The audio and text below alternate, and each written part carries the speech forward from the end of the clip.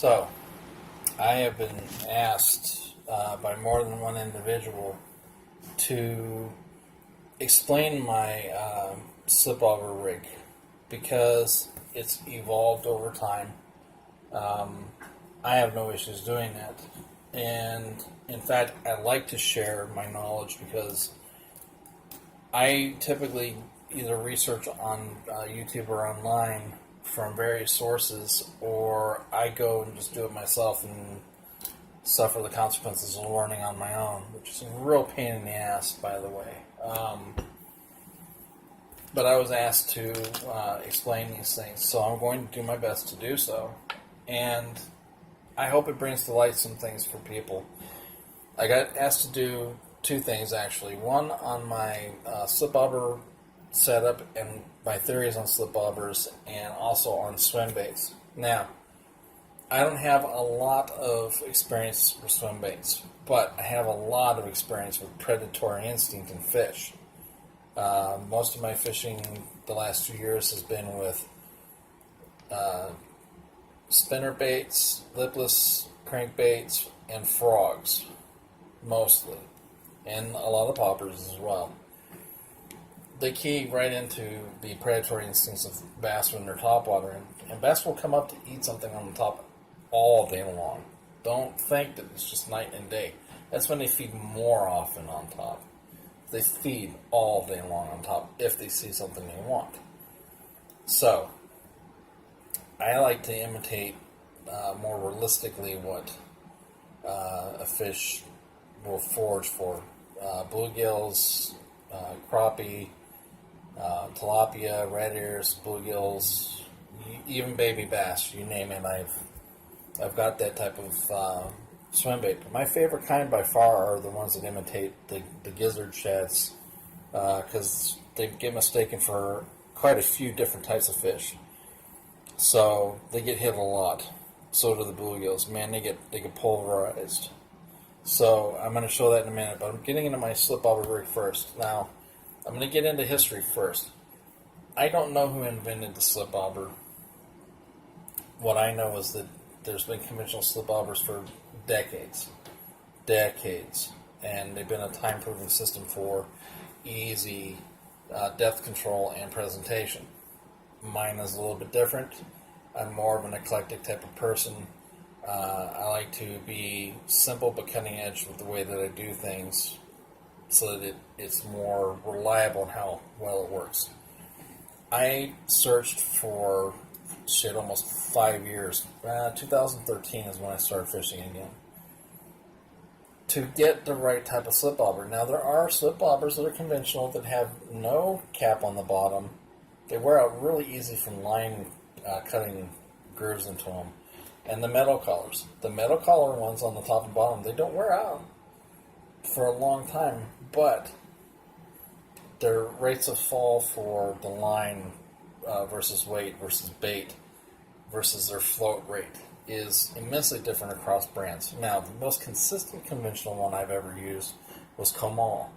I hate Thill with a passion. I love their spring bobbers, the ones that you clip on, but their slip bobbers, fuck no, those things suck. I hate them. Each model has variances in each model's lineup, even in between each individual piece. Their quality control is for shit. Bass Pros are a cheaper alternative to Thill. They work better than Thill, but I still don't like them. What I found after years is a company called ESB. See it right there on the bobber. Essentially, what it started out as just this redneck in his garage making these things by hand. He still does. He has machines that help him out now. I think he has a crew of a couple people, but there's all sorts of different sizes, all the way from little tiny panfish ones all the way up to big steelhead, flathead size ones. The one I settled on, because I do a cross-species type fishing with slip bobbers, is the number 5, which is this one. See, in my hand is like equivalent to the size of a size 10 shoe. You see the size of the bobber, okay? It's not small, but it's not too big. they're almost no weight, negligible at all. It's like a millionth of an ounce. I'm not kidding. They literally are that light. And all it is this real heavy coffee straw. He machines the bead into the top of the straw. This eliminates the need for a bead because it has one already. Has a brass collar. Brass is a very hard to wear out surface substance, and it's also finished as well, so it's even harder. I think it's anodized, I'm not sure. Automotive bumper foam. He buys it in mass, so it's cheap as hell. And I believe he glues the top and the bottom pieces together. That's why there's the ridge. I leave the ridge there. I really don't care if it's there or not.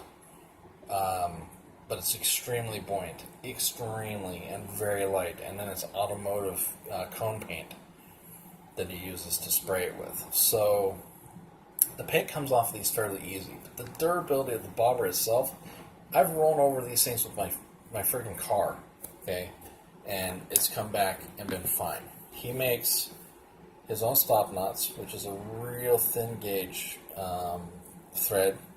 It's a very small, goes through most eyelets. I don't use those. I use a very small rubber one that I get 120 of for like $8 on eBay. They slide through way better. They slide up and down easier than these. I keep these as spares at this point. The main thing that this bobber has going for it is that the diameter may be bigger on the bottom than the top, but the lubricity, the friction factor of this when it's in the water, is almost non-existent. So what I do is, I have two methods. I either have a conventional hook that hangs at the bottom, and then I'll have that line attached to the swivel, and then I'll have this above it with the stop bobber stop. Don't use the Bass Pro bobber stops because they get stuck in a lot of guides. I get these ones off of eBay. They're really microscopic and they're cheap as hell. And then I take a number 5 split shot times 2 on the bottom underneath that hook. Another length of line to that hook. I use spin shots. These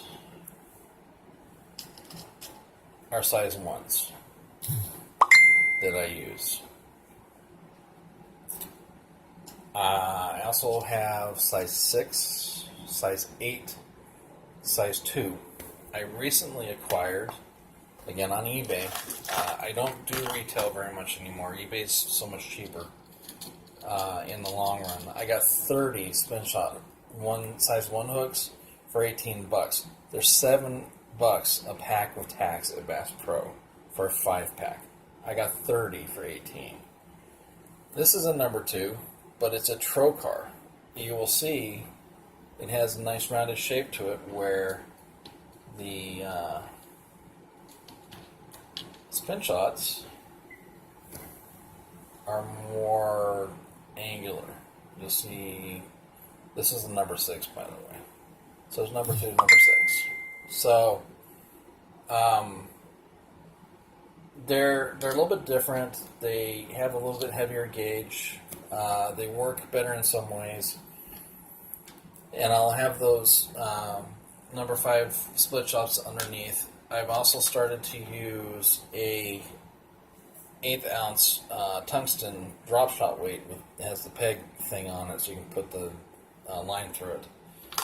And also, one of the things that I've changed that I do now is a Zika rigged version of the hooks, where I have a split ring, and I take a 1/16 ounce jig and cut the main body off and just keep the head of it as the weight.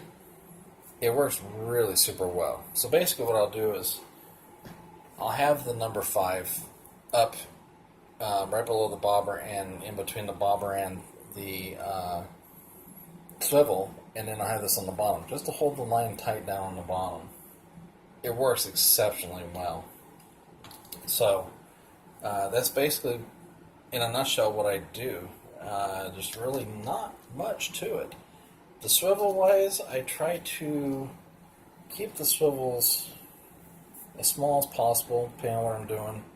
I have a few that are, if I can get my fingernail in there, I have a few that are the stainless barrel swivels. I have standard and then I have the bearing ones. It actually has a small bearing in it.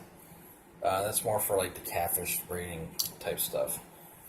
So, it's a rotating hook. It's basically a swivel and a hook. The Trokars, there's a couple other different brands that are doing them now. VMC started with the Spin Shot. They were the first ones out. I love it. Some people use number 2 standard hooks. Some people use what are called mosquito hooks. When I started doing drop shot on a slip bobber, I started with mosquito hooks. I'm not a fan of the mosquito hooks. And I also go up to, when I'm doing drop shot, I've got like 1/0, I've got 3/0, I've got 4/0, and I do the Zika rig style, that weight on the bottom with all of them, and it works wonders. So that's basically in a nutshell what I do as far as the slip bobber goes. So I'm going to put this back real quick. And anybody that wants to know how to set up that rig, I've done a video before in the past on it. You can look it up. If you look under Balearion, Fireball, Draconia, all of my videos from Facebook are on there. I've got like 300 of them. And just do that, you'll see it. I have one on there. I think I also have it on my YouTube under my regular name, Ken Wiley. Swim baits. My latest one, and I'm in love with this one. This is a bull shad. It's from Triton Mike Buka. He hand makes these. He's got a small crew now. They are super duper realistic when they're in the water. This one happens to be called the 4x4. It's got the square bill on it. It bumps over cover. It's meant for throwing around cover. I do it open water. It works just fine. I've gotten pounded on it because it looks like a lot of different bait fish. And it looks dirty and used, and that's what the fish look for, the weakest prey that they can get a hold of, basically. And it works. So there's that. Then I have, eBay's my friend. I love eBay. Excuse me. I'm not going to say that it's the best thing in the world above all others, but there's things that you can get on eBay that you just can't get in the store. Like these from Castaic Baits. You have to go to specialty stores to get these. There's a magnetic thing inside the body of it. It looks like a threadfin shad. It's got 4 joints. It moves really super smooth. I've got a couple of them. It's a slow sink. I've got different types of bluegills. I don't have a really good storage system yet, so they've been stuck together. But like this is a spawn gill. It's a little tiny 4-incher. More of the standard dark bluegill style. These ones I have not tested yet. I have yet to do it. I'm going to very soon because there's a lot of these where I fish. I've got the Flamboyant Gay Pride Parade bluegill. Hey, it's got pink in it, but it's a color that is actually a cross between bluegill, red air, and rainbow, so they key on it. And then I have all manner of things. I have, if I can get them apart, this is called albino trout. It's a very slim profile. It moves really super smooth in the water. I've got these bluegill ones that are in different colors that are just double jointed. This happens to be a rainbow. See the really wide joint? It lends itself to a really cool motion. I've got that particular style bait in 4 colors. I've got a bedding red ear gill. This is a fast, they call it a modern sink, my ass. It's like 2 feet a second. So this is definitely a lake one. I won't use it in anything but a lake.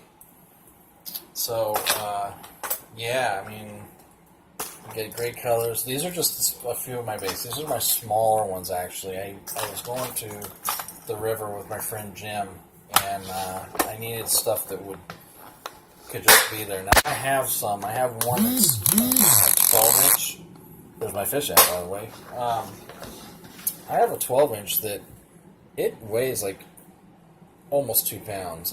I've got some really large-scale ones, and I'm actually going to get the bull shad in a 9 and an 11-inch. I just simply don't have the $90 to $100 for these things yet. But they're better made baits than the $150 to $200 depths in the other ones from Japan. Now, will I spend more than that on the lure? Yes, if it's a Roman made or a Hinkle shad. Other than that, I won't. And you can look up Roman made and Hinkle shad on Google, and you'll see what I'm talking about. The videos on the guy that makes the Roman made, this Japanese guy, is incredible. It's completely handcrafted, and they're worth the money. They're very sought after in some colors because he only does limited runs of some colors. But this Buka one, this bull shad, man, I've gotten strikes up the ass. It's amazing how it pulls. And the funny thing is the reason that it shakes so well is because of how it widens out in the back. See how that happens with the body? It forces that tail kick with this bill. But even the swim bait one, it still kicks with that back. So, the slip bobber rig, it is any size you're looking for in a spin shot or a Trocar finesse drop shot hook that has the swivel. Length of line, tungsten weight, drop shot weight on the bottom, or the Zika style where you take a split ring and the weight with an eyelet in the appropriate size for that hook, depending if you're using a worm or live bait. And then the glide baits, I have them all the way from little 4-inch bluegills all the way up to a foot long, 2 pound something behemoth. I go purely on instinct. Even when I bait fish, earthworms are my number one because everything in the water eats a worm. It's just an instinct thing. They know that it's something to eat. Shad, obviously. I don't have a cast net right now, but I would use them if I did.